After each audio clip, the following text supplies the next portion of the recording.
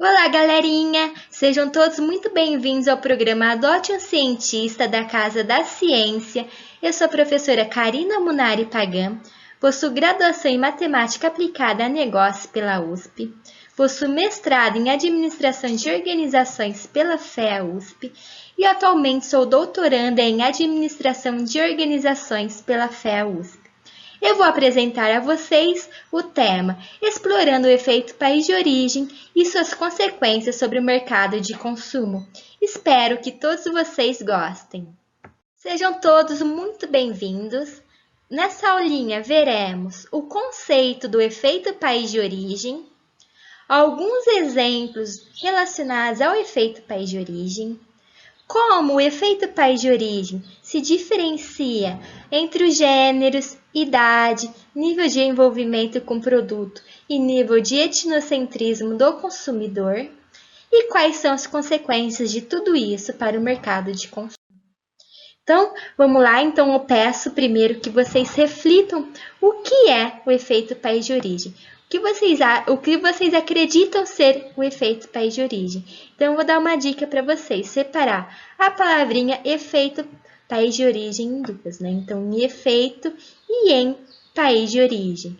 O que seria esse efeito? O que seria esse país de origem? Então, eu peço para vocês que pausem um pouco o vídeo e pensem a respeito.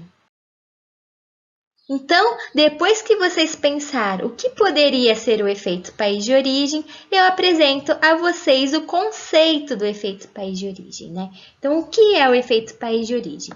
Ele é uma influência que o país de origem de fabricação de um produto exerce sobre o quê? Sobre os aspectos cognitivos, sobre os aspectos normativos e sobre os aspectos afetivos, né? Então, vamos ver o que são cada um deles. O que seriam os aspectos cognitivos? Estaria relacionado ao grau em que uma categoria de um produto de um determinado país é conhecida. Por exemplo, os produtos japoneses, eles são conhecidos por serem produtos tecnológicos. E os aspectos normativos, né? Então, como o próprio nome sugere, está relacionado às normas. Então, estaria relacionado às normas morais que regem determinado país. E os aspectos afetivos também, como o próprio nome sugere, está relacionado à afeição, a sentimentos, que são os sentimentos positivos ou negativos relacionados às pessoas de um país, né? Então, todos esses três elementos ajudam a conceitualizar o efeito país de origem, né? E influencia, né, o processo de avaliação de um produto. Na literatura, o efeito país de origem ele é conhecido pela sigla Made in, ou famoso fabricado em. Contudo, essa definição não é tão abrangente, porque não engloba tanto os aspectos cognitivos, normativos e afetivos, conforme eu mencionei anteriormente. E também é conhecido pelos pesquisadores, né, pelo termo COO Effect. Vamos ver o que a literatura fala sobre o efeito país de origem. Então, que os pesquisadores viram que muitos consumidores eles acabaram utilizando a informação do país de origem como síntese, né? Como síntese é um resumo de informações a respeito da qualidade, do desempenho e do preço de um produto. Então, por exemplo, vamos pensar num carro feito nos Estados Unidos e no Paraguai. Então, primeiro vamos considerar a origem nos Estados Unidos. Então, a origem dos Estados Unidos remete a um produto de boa qualidade, a um produto de bom desempenho, preço para ser mais ou menos justos. E já a origem do Paraguai. O Paraguai já carrega toda aquela conotação negativa junto dele, que é um produto de baixa qualidade, de baixo desempenho, que não vai durar muito. O preço pode ser barato, mas ele não tem nenhuma qualidade. Então, tudo isso está relacionado ao efeito país de origem. O que o Liu e o Murphy viram, né? Que os consumidores que não estão familiarizados com as qualidades intrínsecas de um produto, o que qualidade intrínseca, qualidade que está dentro do próprio produto. Ou seja, vou dar um exemplo. Pense no suco de uva. O que seria a qualidade intrínseca? Seria a água utilizada para fazer o suco, a quantidade de uva utilizada para fazer o suco, o tipo de uva, a quantidade de açúcar. Então, tudo isso está relacionado à qualidade intrínseca. E a qualidade extrínseca, então, como o próprio nome sugere, também são qualidades fora do produto, né, que não estão relacionadas diretamente a ele. Por exemplo, o preço, a informação da origem, a marca e entre outros, né? Então, esses consumidores que não estão familiarizados com as qualidades intrínsecas de um produto, eles utilizam a informação da origem como um modo de avaliar o produto estrangeiro, né? Então, só recapitulando, pensem novamente no carro. Qual vocês acham que apresenta uma qualidade maior?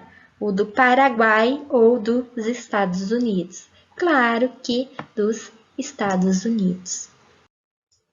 Além disso, também, a literatura mostra que certas origens são vistas como melhores na produção de certos produtos, devido ao clima, à localização, aos recursos naturais e ao know-how de fabricação.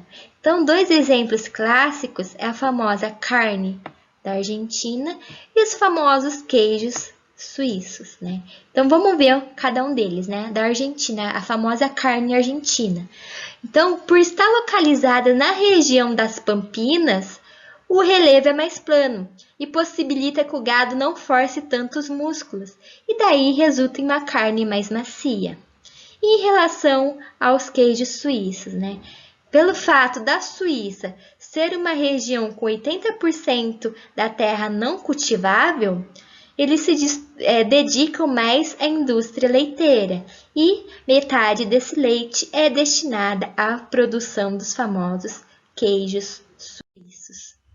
Então, contudo, vale destacar que o efeito país de origem ele pode ser mais ou menos intenso dependendo de alguns fatores, né? Então, um deles é o gênero. Ele pode ser mais ou menos intenso para homens e para as mulheres. Eles podem ser mais ou menos intenso para consumidores mais velhos ou para os consumidores mais novos. Ele pode ser mais ou menos intenso dependendo do envolvimento com o produto e ele pode ser mais ou menos intenso dependendo do nível de etnocentrismo do consumidor. Claro que existem outros elementos que fazem com que o efeito país de origem seja mais ou menos intenso, mas esses 4 são os mais abordados na literatura. Então, conforme mencionado, o efeito país de origem ele pode ser mais ou menos intenso dependendo do gênero. Então, ele pode ser mais ou menos intenso para homens e para as mulheres. Então, vamos ver o que a literatura apresenta. A literatura apresenta que o efeito país de origem é maior para as mulheres do que para os homens. Ou seja, que a informação da origem afeta de forma mais significativa as mulheres do que os homens. Então, voltando no nosso exemplo do carro, o carro com origem de ser dos Estados Unidos e o carro com origem de ser do Paraguai, as mulheres tendem a ser mais influenciadas pela informação do carro dos Estados Unidos do que os homens. E em relação à idade, foi visto do mesmo modo do que para as mulheres que os consumidores mais velhos são mais influenciados pela informação do país de origem, ou seja, no exemplo do carro.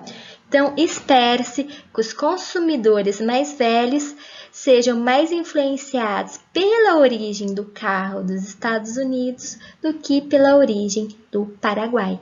E isso é a consequência para o mercado de consumo. Em relação ao envolvimento, né? Então, para entender o envolvimento, eu vou apresentar antes o conceito do envolvimento, né? O que é o envolvimento?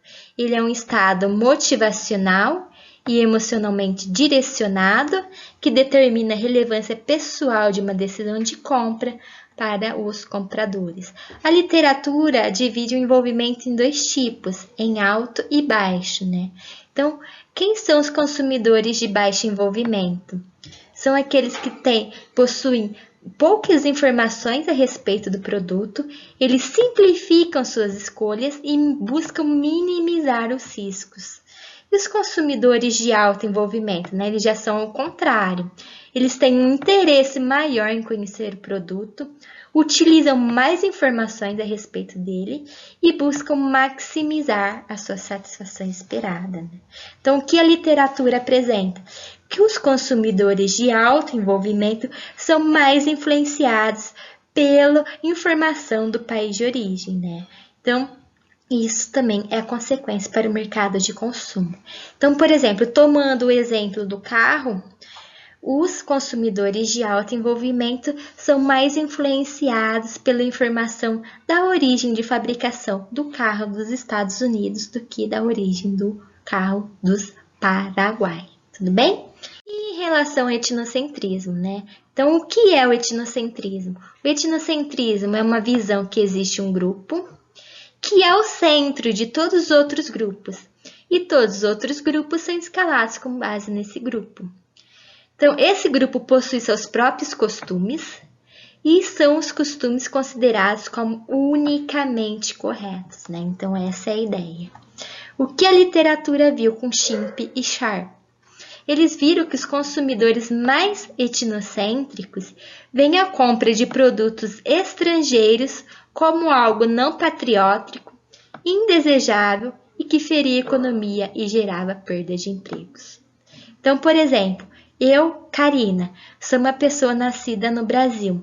Eu não iria comprar produtos estrangeiros. Por quê? Se eu comprasse um produto estrangeiro, seria algo não patriótico, seria algo indesejável, que feria a economia e gerava a perda de empregos. O que mais foi visto na literatura, né? Fischer e Zeuner-Roth viram, né, que os consumidores mais etnocêntricos, o temor em comprar produtos estrangeiros era tão grande que era visto como um imperativo moral. Então, esses tipos de consumidores, os consumidores mais etnocêntricos, vão evitar a todo custo a compra de produtos estrangeiros, e isso é a consequência para o mercado de consumo. Então, fazendo um fechamento de tudo que nós vimos na nossa aulinha, o que nós vimos? O conceito do efeito país de origem, que a influência que a origem de fabricação de um produto exerce sobre os aspectos cognitivos, afetivos e normativos diante a avaliação de um produto. Nós vimos alguns exemplos do efeito país de origem, como o efeito país de origem se diferenciava entre os gêneros, idade, nível de envolvimento e etnocentrismo do consumidor e as consequências para o mercado de consumo. Então, por exemplo, em relação aos gêneros, nós vimos que as mulheres são mais influenciadas pela informação da origem do que os homens, e isso traz consequências para o mercado de consumo. Em relação à idade, nós vimos que os consumidores mais velhos tendem a ser mais influenciados pela informação da origem do que os consumidores mais jovens, e isso também traz consequências para o mercado de consumo. Nós vimos também que os consumidores de alto envolvimento são mais influenciados pela informação da origem do produto do que os consumidores de baixo envolvimento, e isso também traz consequências para o mercado de consumo. Já em relação aos consumidores mais etnocêntricos, esses tipos de consumidores vão evitar a todo custo a compra de produto estrangeiro. Por quê?